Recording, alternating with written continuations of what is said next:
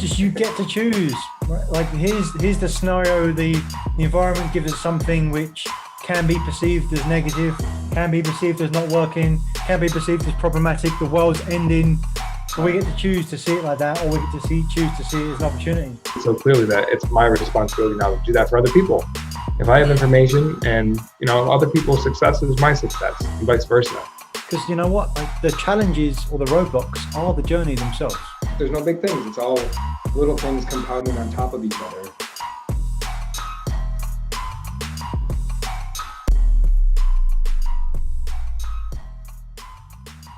On this week's episode of Truth Seekers and a special edition of Coach's Corner, Coach Nick and I talk about the importance of focusing on what's most important, how our expansion can change our normal, and the importance of checking in and making sure that we're constantly focused on the most important things, even as our expansion grows. All this and more on this week's episode of Truth Seekers with Coach Nick Davies and Josh Greco.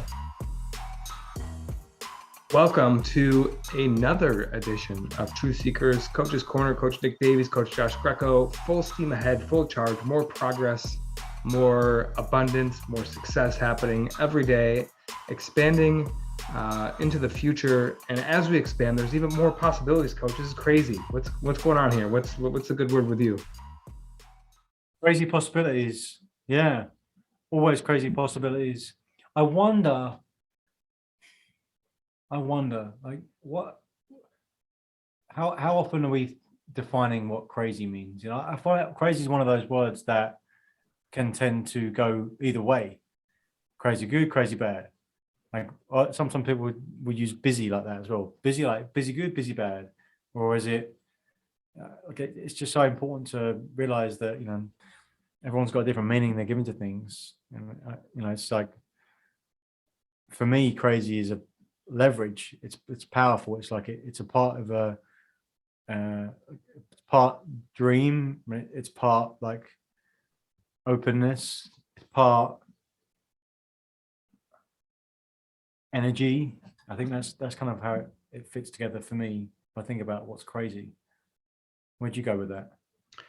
Yeah, crazy to me is like out of the ordinary or abnormal. Which I think fits, right? Because we see stuff, well, it's going back to what you said, it's how you define it. So we see crazy things every day, abnormal things every day, just how used to it we are, our frame of reference. If we see something crazy for 10 days in a row, it's not crazy anymore. If we're busy for 10 days in a row, are we still busy? Isn't that interesting? Absolutely, right? Because it's like, well, it depends where your baseline is. And that's why I forget the actual name of it, but a way of saying it would be, we tend to take things for granted, meaning that we just get used to it. And what's that called? It's what bias is that? That's like a recency bias type of deal. Biases or a what's near you bias, something like that. Yeah. And and if it's a location near you, it's like, that's what I see all the time. That's just what normal is. That's what normal is. And so it's easy to, but that to become comfortable. And then after, so we'll go for a cycle, right? We'll start with, it's crazy, it's out of the normal. And then you live with it and that becomes normal and comfortable. And then from that, the next part after that will be that you stop valuing it, or you value it less and less. And then you stop, because you stop valuing it, you stop tending to it, and then you lose it. Or if that was the cycle, and then you're back to the start again. I'm fascinated by that principle of doing something that feels uncomfortable until it feels normal. Because it's one thing to do it, it's another thing to experience it. And it's uncomfortable, right? So it's almost like you're knowingly bringing on the discomfort.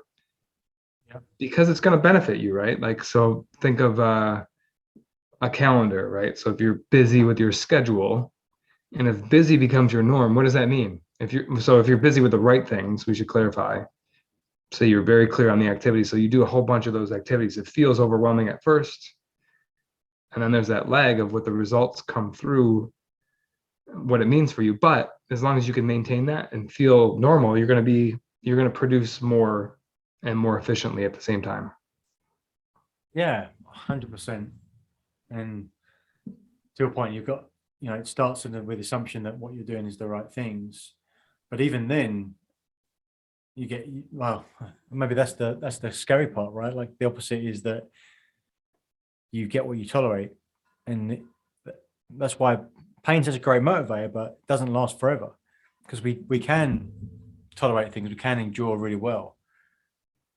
So if you don't act on the pain, it could just be like, oh, that's just the way it is. But it just becomes, it works on the upside and the downside, like everything, I guess. So expand on that pain part a little bit more.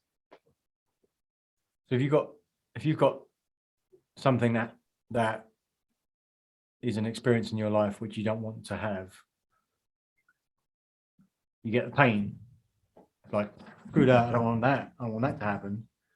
And then in that moment, that's like when you first realize that, you first get slapped in the face with it, that's the moment of most leverage, because it's there, it's in front of you.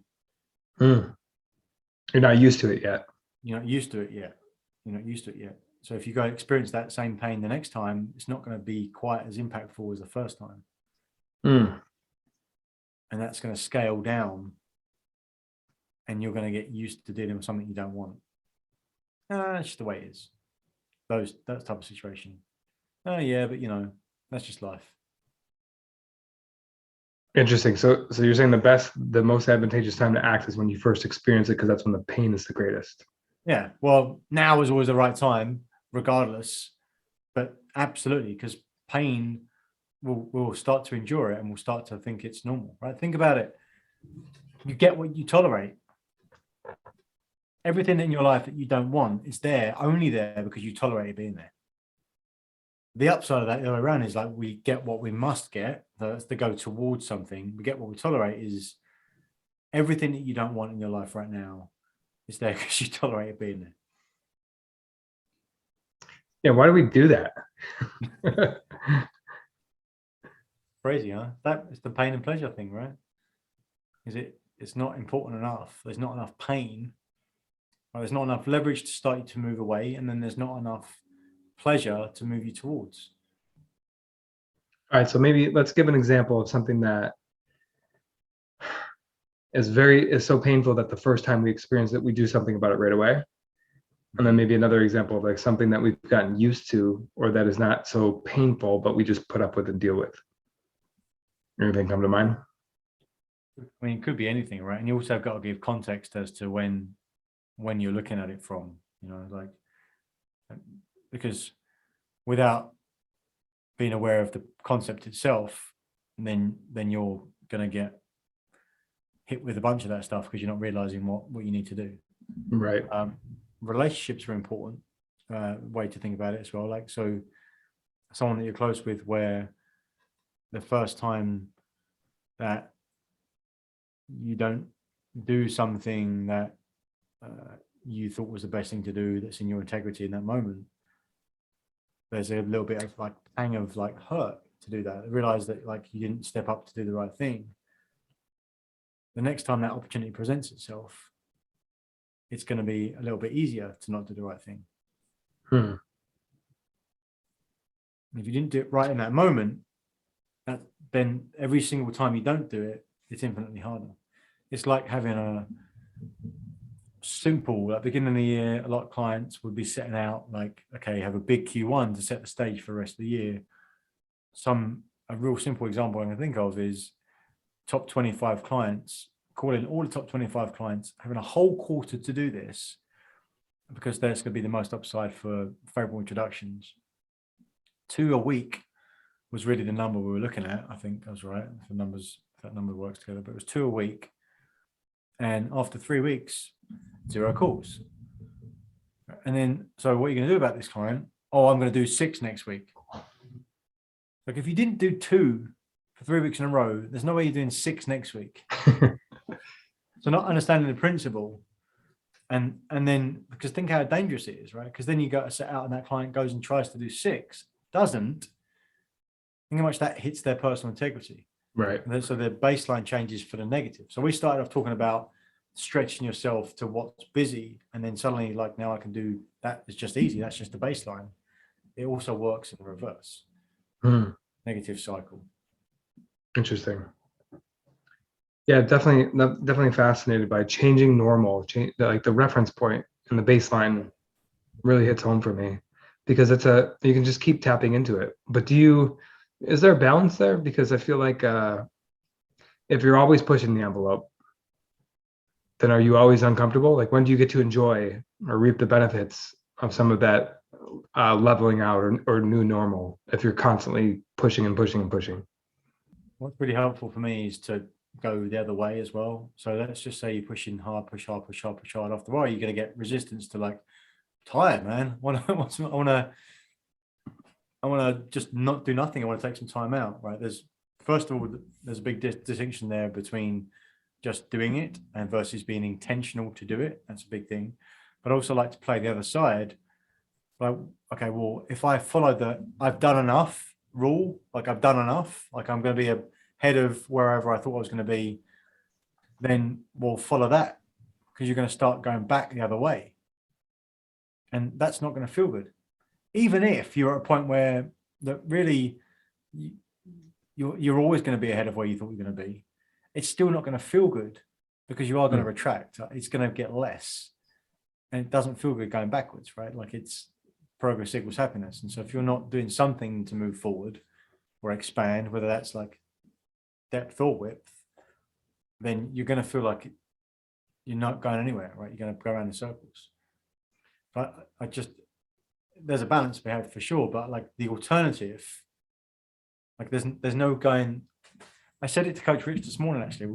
He called me this morning, we're talking about another coach, and I said, I remember when I first started lifting weights, like 16, 17, and I was crazy about it, loved it, and I just used it as an excuse to eat as much as I can. So it's like, smashing down as much food as I could. And so, like, I put on a bunch of muscle size, but put a bunch of fat as well. So 2 years in, I did my first diet, if you will. And I remember losing like a good few stones, so like 30, 40, 50 pounds, something like that. And I remember, like, at that point, people were telling me like what a great job I was doing. And I was like, that was awesome.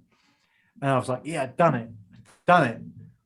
Now what? And then I had the terrible realization that, like, I had to keep doing this. Like, if I wanted to keep looking this way, I'd have to keep doing what I was doing.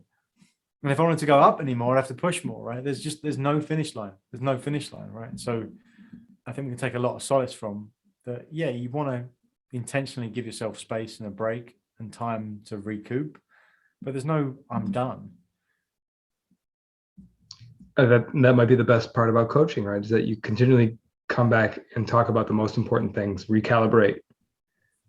And I think that diet example is so powerful, because that's a great example, right? People, they call it the yo-yo diet, right? You go up and down, and it's because the approach is just temporary. I'm doing this to lose weight now. It has nothing to do with a lifestyle change. But if and when you embrace that part of that diet, that I just am this person, I am skinny, I am healthy, I am whatever that might be, that's sustainable, that sticks with you. And same with coaching, right? So or success is that I am this person. I do continually seek out uncomfortable situation. I do continually expand my awareness, because there is no limit. It's just fascinating. There's no limits. Like, what? There's no finish line? How can that be possible? But it is, right? There's just so many. There's an infinite number of perspectives and ways to understand things and angles to approach things from. It's just it's amazing. There's always more. That's why the most successful people. We talked about this a couple of weeks ago with the person who owns the jet. Right, that person can still be coached. There's still things that they're missing with it's the adage, only dead people don't have problems. Rich people still have problems. People who appear to have it all still have problems, and they solve that by continually showing up. And I think we talked about this too way back in the day. That's why the wealth gap exists. Like the people who know how to make money continually expand their ways to make more and more money.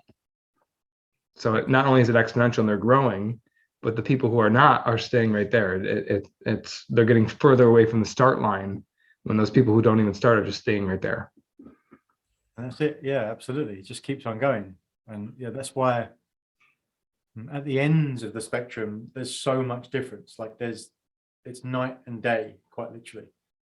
But as you get closer to the middle, people are more similar than they're not. But at the extremes, it's ridiculous. So if you can put yourself to like doing the thing, like the 1%, do the 1%, the 99 won't. That's why that's so important. It's so simple. It's so important because you'll be not just a little bit ahead. It's not like I'm the leader of the pack. It's like I came home and everyone else is 6 miles behind me, and it's a 7-mile race. Like it's that kind of thing. Like it's a completely different vibration if we think about that from an energy perspective. It's a different level, so you can't see it, right? Mm-hmm. It's a different, it's a different lane to swim in. It's like it's not, there's no one else there, right? Or it's just there's a different level of situation happening. Yeah, it's powerful, man. I think that's important too, that last part there, because a lot of people's success comes from comparing themselves to others, or what should I be doing? So when you're in your own lane, you're making your own rules, you're showing up for yourself. And I might make the argument that might be the healthiest way to approach success. You're doing it for you. And there's little pockets of awareness that you come to the conclusion of along the way. But is it a winning game to try to, defeat somebody else or outdo somebody else? Like, I think we talked about this too, like competition. The root of that word comes from like the Greek or something like that, with it means to improve or to challenge each other. It has nothing to do with winning. So there are some benefits from it, but when you're comparing yourself to others, there's always a loser. But when you compare yourself to yourself, there's just progress. Yeah, it's so different, isn't it? And then we can tie that back to,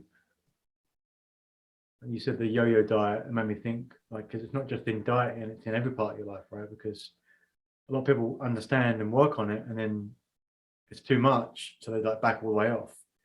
So they never make significant progress, or they just make much slower progress, and they don't use any of the compound interest. Because let's say in that example where you decide that like that's the health that you'll have, once you figure that out, there's no more energy that is required for that part. In the same, or at least the energy required is much smaller, right? So in the same way you can have the busy where it does not busy anymore because it's just like it's easy. It's the same amount of volume, let's say, but it's like the impact physically, mentally, and energetically is not the same. And so you've now got more capacity for doing the same thing. So that's the place you can build from. So like you said, you're fascinated by like the different normal, right? The normal it's normal now. Like it's like the first 100, like I always say, like the first 100,000 is the same stretch as the first million, it's the same stretch as the first 10 million, the first 100 million, and the first billion. It's the same stretch. It's normal there as it was normal there. It's just when you zoom out, like you can see progress over time. Same stretch. But if you don't normalize where you are, you can't go to the next level. Standardize, normalize. That's why Mindscan related to a thinker. You got to innovate to create the next place, but you've got to have structure and systems to make it sturdy and stable, so you can use it as a jumping platform for the next place. That's why I love these conversations. It's the same principles applied in different ways, and the more you understand those principles, or the increased number of ways that you understand them, the more in your repertoire to combat like the future uncomfortable situations. Because every one that you come up against feels new, feels like, well, this one's different. Like we're talking about a billion. We're not talking about a million, coach. We're talking about a billion. But I said that a million, right? We're not talking about 100,000, coach. We're talking about a million. It always feels new, but the more that this is the expansion talk, right? So the more that you overcome and accomplish, the more weapons in your arsenal to defeat the new challenges that you come up against. I had a client last week who's a really successful financial advisor, and he had a client who had a lot of assets to transfer to him. It's like, wow, that's really good, exciting. And he had some resistance in having the conversation, and like for some reason it wasn't going as well as he expected it to go. And then next week it was celebration, right? Great, like we're all good. He made a commitment. So what was the difference? It's like I wasn't doing the things that I normally would do because it was so much more money. So I thought I should do something different. So no, it's the same principles, right? It's the same thing, but it's easy to get hung up on. It's like, oh, it's $1 billion. I got to do something different. It's like, well, maybe in terms of like the paperwork or like the amount of T's you've got to cross versus the amount of I's you've got to dot, like maybe there's more of those things, but it's the same principle. And so that's why it's so important to pull these things out and you can just apply them anywhere, right? It's like, I just went back to what I was doing for the rest of stuff and it's the same stuff. It worked. Oh, just another zero. That's all. I watched an old podcast interview with Joe Rogan and Elon Musk. Yeah. And there was a moment in there, and maybe it was just a clip because I don't remember seeing this in the episode, but it must have been in there somewhere, where Rogan asked Musk about something, and Musk just like starts to stare off into the middle distance, and he's like, no, he's like I'm overwhelmed.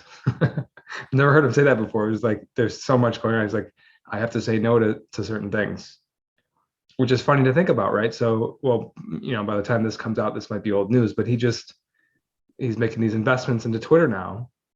It's like a whole new project. Think of all that he's got going on: SpaceX, the Boring Company, Tesla, like, right? All these huge things that are monumental and successful in their own rights.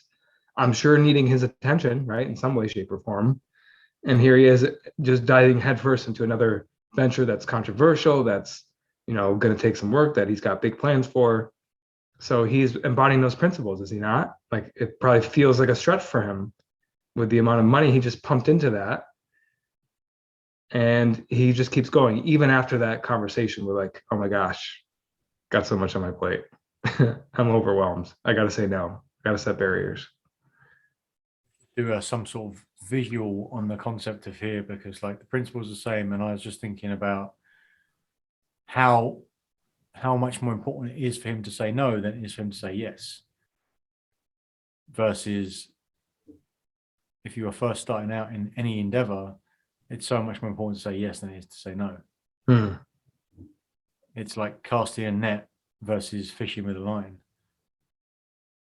But even that's too crude. It needs to be like a huge starting point, like an upside down funnel, I guess. Like, can you go to the point at the top, right? Well, I guess you could do it around, but like whatever it is that like to get started, whatever it is to get started, if you keep going with that same attitude, after a while, it's going to completely stop your progress and have you go backwards. It was him or someone else, like in a similar stature, where it was like spend all of their time protecting themselves from making decisions. Bezos. Yes, I think it was. Yep.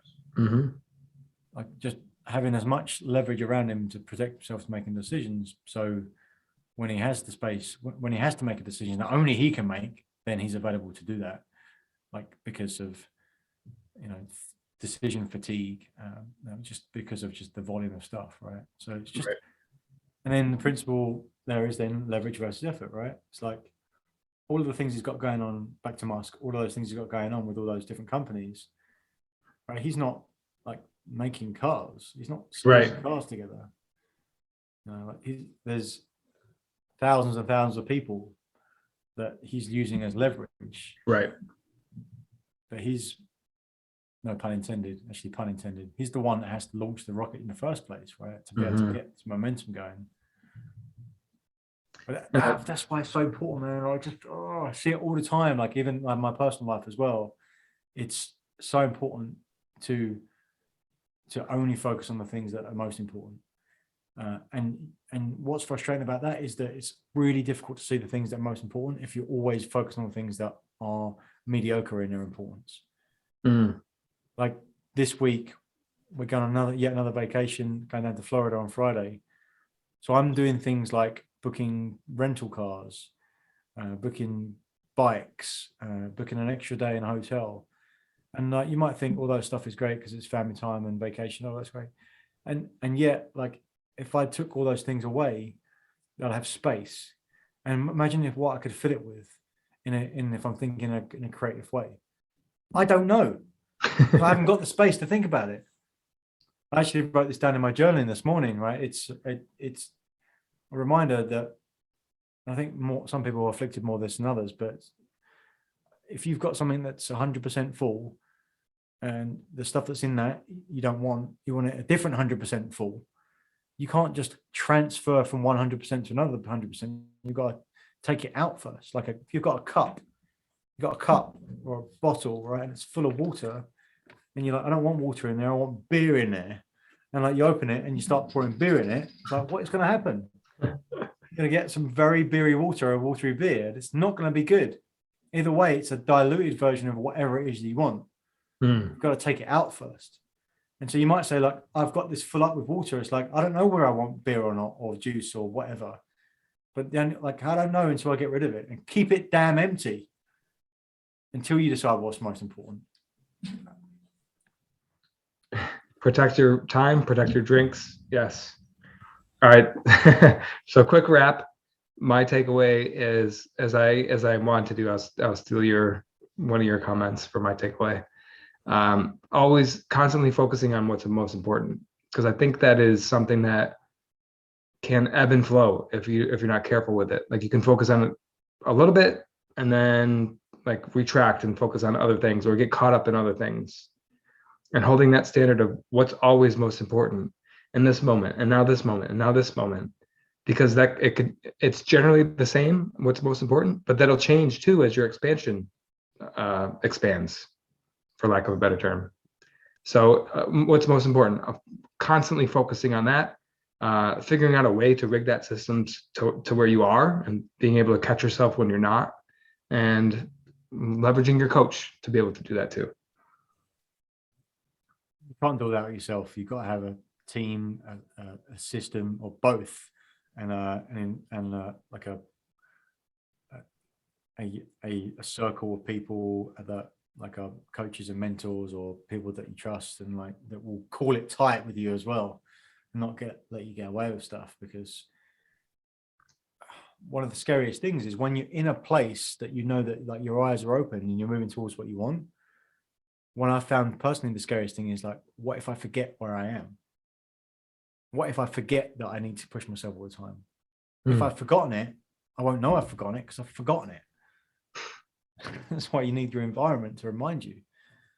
That's the scariest thing. Yeah. I'll take that pain away. Action immediately. All right. So is that the takeaway is just not only moving forward and expanding, but just being aware of your environment too. Got to be aware of your environment for sure. It's like, does your environment support your outcomes? Like that's the most important thing, really. Because to your point, coach, like if I can only do the most important thing all the time, that's what you should be doing. Then it's easy to get lost in that. Because you go from one important thing to the next important thing. It's like you need the intentional, back to what you said about balance, intentional time to like really reset and go like, hang on, what is most important here? I don't know. Do I know? Is it really true? Yep. Coach, as always, been a pleasure. Bookmark next week. See you for more exciting action on Truth Seekers. Boom. Thank you for watching another episode of Truth Seekers. We appreciate your interaction. So please comment, like, subscribe to YouTube, Apple Podcasts, or Spotify, wherever you get your podcasts. And if you want more, check out some of our links. Links to our masterclass, The Achiever's Mindset, and come join our LinkedIn group. And what do you want to see more of? Remember, we're here to share the simple secrets of successful. So help us do that. What do you want to see? What do you want to see more of? Thanks, and see you again next time.